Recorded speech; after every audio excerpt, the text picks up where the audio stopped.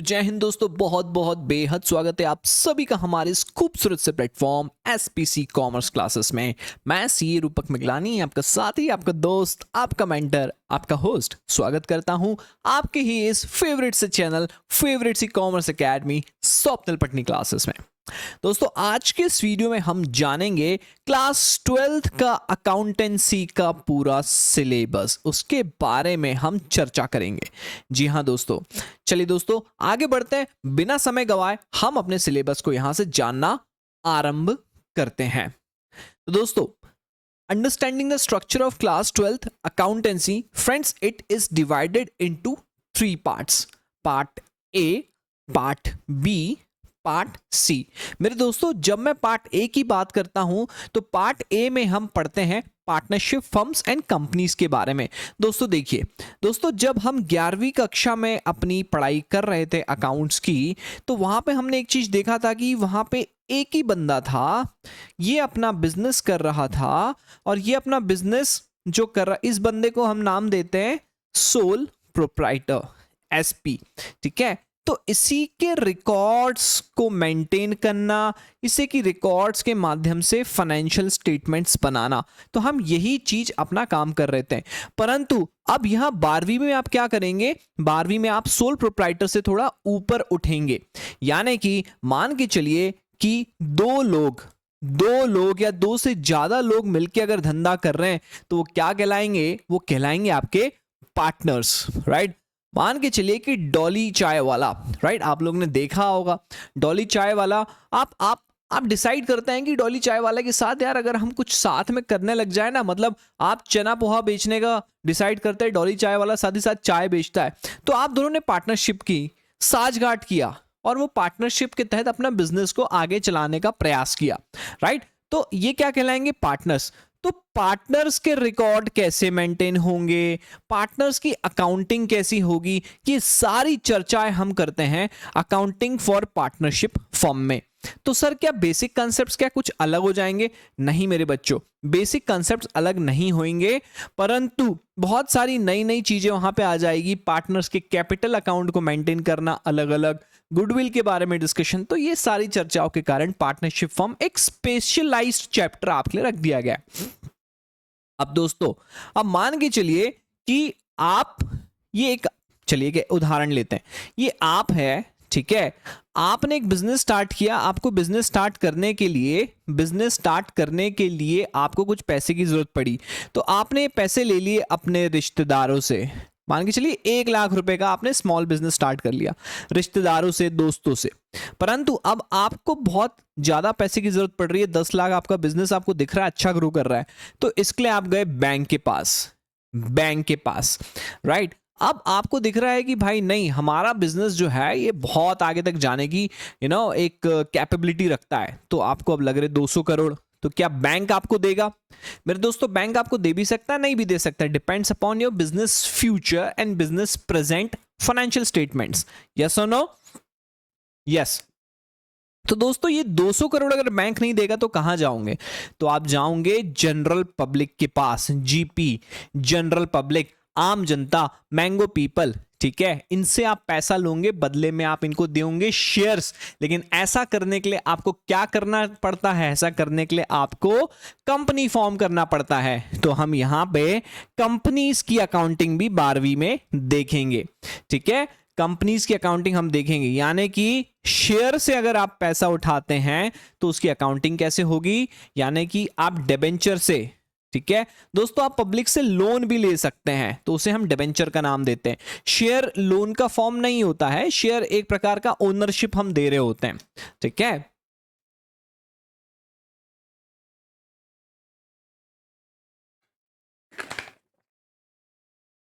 Yes, so this are 2 type of different financial instruments जिसकी आपको accounting 12वीं में देखनी होती है, ठीक है।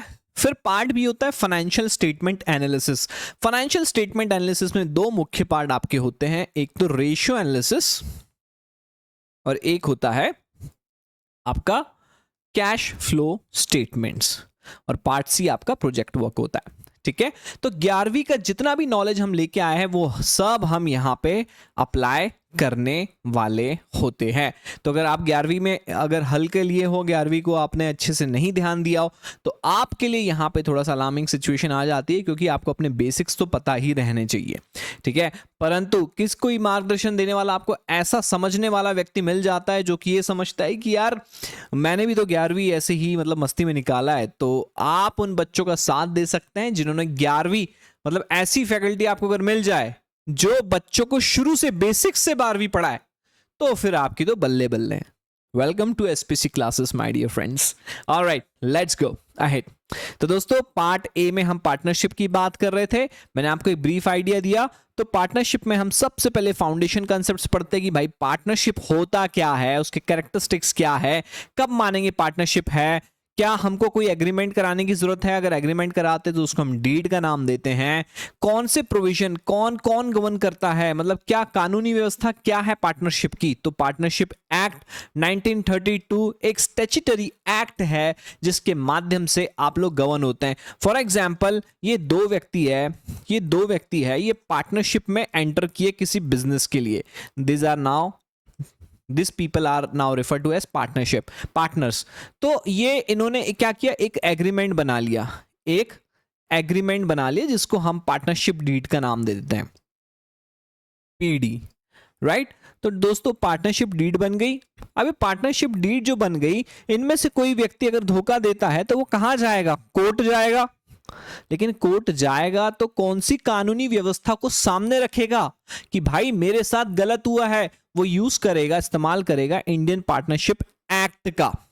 तो इसी को हम कानूनी व्यवस्था का नाम दे रहे हैं, ठीक है। चूंकि आप बहुत नए हैं, आप बहुत सारी चीजें नहीं समझते, इसलिए आपको जनरल वे में मैं समझाने की कोशिश कर रहा हूं, ठीक है। दोस्तों, कैपिटल अकाउंट को भी मेंटेन करने के दो नए तरीके हो जाते हैं, डिफरेंट तरीके हो जाते हैं, वो भी हम पार्टनरशिप में देखते हैं, ठीक है। इसमें हम पढ़ते हैं ऑप्शनल है कि मैंडेटरी है, and various similar things. Number 2 हम देखते हैं प्रॉफिट एंड लॉस एप्रोप्रिएशन के बारे में बहुत डिटेल में। दोस्तों, मान के चलो ये आपका बिजनेस है, ये बिजनेस में आपको प्रॉफिट हुआ 1 लाख रुपए का, ठीक है। तो आप ये 1 लाख प्रॉफिट जो आपका आया वो कहां से निकला, क्या बनाया आपने उसके लिए, पीएनएल बनाया, ठीक है। फिर पीएनएल, अब क्या हुआ कि जो 1 लाख है ये बांटना है 2 लोगों को, ठीक है, 2 लोगों को। भाई तुम्हारी बात हुई थी कि तुमको इंटरेस्ट देना है बंदे को, सैलरी देना है, कमीशन देना है, ये सारी चीजों की बात हुई थी। तो ये सब का डिस्ट्रीब्यूशन जो होता है उसके लिए हम एक सेपरेट अकाउंट बनाते हैं, उसका नाम होता है पीएनएल एप्रोप्रिएशन अकाउंट। यानी कि ये पीएनएल ट्रांसफर हो जाएगा, ये 1 लाख ट्रांसफर हो जाएगा इस अकाउंट में, वहां से इन बच्चों को डिस्ट्रीब्यूट होगा, मतलब ये पार्टनर्स को डिस्ट्रीब्यूट होगा, राइट। एप्रोप्रिएशन का मतलब क्या होता है, distribution. That's the reason it is referred to as profit and loss appropriation account. Alright, चलिए लेट्स प्रोसीड फर्दर। फिर आगे मेरे दोस्तों हम बात करते हैं इसी चैप्टर में गुडविल के बारे में। दोस्तों, गुडविल क्या होता है, कुछ ऐसा इंटेंजिबल वैल्यू आपके बिजनेस का, ठीक है, आपकी इज्जत, ठीक है। मान के चलिए ये डॉली वाला जो है, डॉली वाला चाय बनाता है, ठीक है, चाय पिलाता है। अब इसकी चाय में पता है अदरक वदरक सब बढ़िया, हरा धनिया लहसुन, ठीक है, सब रहता है। तो इसकी चाय बहुत पॉपुलर होने लग गई। तो इसकी चाय जो पॉपुलर होने लग गई है, तो इससे क्या होता है ना, बहुत सारी भीड़ इकट्ठा होने लग गई। डॉली भाई डॉली भाई डॉली भाई, हमको भी चाय, एक चाय एक चाय, ऐसे भीड़ लगती है। और चूंकि नागपुर में तो मैं काफी समय रहा हूं, बहुत आता जाता रहता हूं, तो मैं देखा हूं सदर वीसी स्टेडियम, क्रिकेट स्टेडियम के सामने भाई की डॉली की टपरी है, तो वहां पे बहुत भीड़ लगी रहती है। तो इसने क्या कमाया है, चाय से इज्जत। इज्जत किस चीज की, उसकी इज्जत नहीं, बिजनेस की इज्जत, ठीक है। तो ये जो चाय की क्वालिटी मेंटेन किया है, अब आप इसको कुछ भी बोलो, क्वालिटी, मैं जस्ट एग्जांपल दे रहा हूं, ठीक है। चाय की क्वालिटी जो मेंटेन किया, उससे इसकी ना भीड़ बहुत सारी आ रही है। तो भविष्य में भी इसकी भीड़ ऐसे ही आते रहेगी, क्यों, इसकी क्वालिटी की डिमांड है, राइट। तो इसे क्या बोलेंगे हम, गुडविल। गुडविल मतलब उसके कुछ पिछले कर्मों के वजह से उसको भविष्य में बहुत फायदे मिलेंगे, ठीक है। तो इस चीज को हम बोलते हैं गुडविल, इस चीज को हम नाम देते हैं गुडविल, इज्जत, reputation of a business, right. पिछले कर्म में क्यों, क्योंकि उसने चाय बहुत क्वालिटी वाली बनाया था, राइट। तो दोस्तों ये गुडविल को वैल्यूएशन कैसे करते हैं, ये भी एक प्रकार का आर्ट है जो हम पार्टनरशिप में सीखते हैं, ठीक है, आर्ट नहीं है, कैलकुलेशंस है, ऑलराइट। और इसकी अकाउंटिंग कैसी है ये हम देखते हैं, आगे बढ़ते हैं। अब दोस्तों क्या होता है, जैसे हम दो लोग मिलके पार्टनरशिप चालू कर रहे हैं, आगे क्या होता है, एक बंदा ऐड हो जाता है, एक बंदा ऐड हो जाता है, ठीक है। तो ये कितने हो गए, ये 3 लोग हो गए, ये 3 लोग हो गए, ठीक है, पहला सिनेरियो। और दूसरा सिनेरियो, ये 3 लोग में से एक बंदा निकल जाता है, ठीक है, एक बंदा माइनस निकल जाता है, तो ये दूसरा सिनेरियो हो गया। अब तीसरा सिनेरियो हो सकता है कि भाई ये तीनों बंदे गोवा की ट्रिप में निकले थे, बहुत पैसा छाप लिए, फिर रास्ते में उनका एक्सीडेंट हो गया और सबकी ना मृत्यु हो गई, भगवान उनकी आत्मा को शांति दे, ठीक है। तो ये सारे सिनेरियोस, जस्ट एग्जांपल दिया, और भी मल्टीपल सिनेरियोस हो सकते हैं।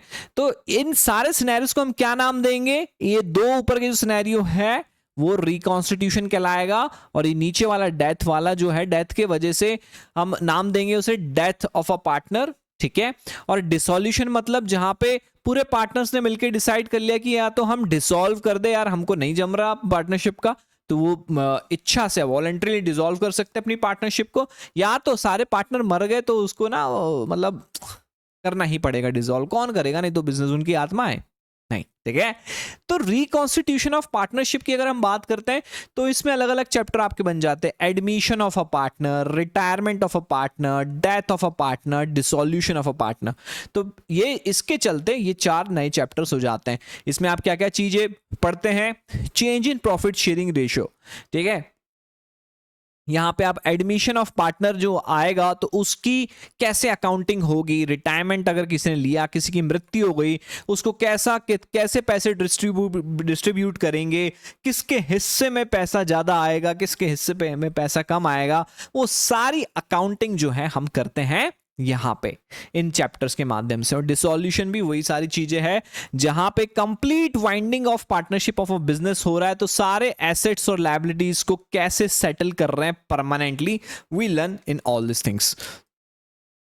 अब आगे बात आती है कंपनी की। मेरे दोस्तों मैंने बात किया कंपनीज में आप 2 तरीके से पैसे रेज कर सकते हैं, एक तो होता है शेयर्स, दूसरा होता है डिबेंचर्स। डिबेंचर्स मतलब अगर शॉर्ट में बताओ तो आप जनता से लोन ले रहे हैं,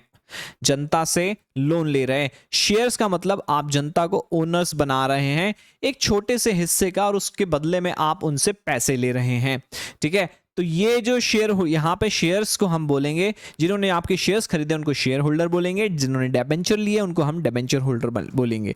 तो इन दोनों इंस्ट्रूमेंट की अकाउंटिंग कैसे होती है, राइट फ्रॉम स्क्रैच, यानी कि जब आपने शेयर्स इशू किए या डिबेंचर्स इशू किए, वहां से लेकर कितने लोगों ने आपके डिबेंचर और शेयर में इच्छा दिखाई, कितने लोगों ने आपको पैसा दिया, वो पैसे का आपने क्या किया, and so on so fourth, ये सब हम पढ़ते हैं अकाउंटिंग फॉर कंपनीज में 12वीं में, राइट। फिर आगे बारी आती है फाइनेंशियल स्टेटमेंट एनालिसिस।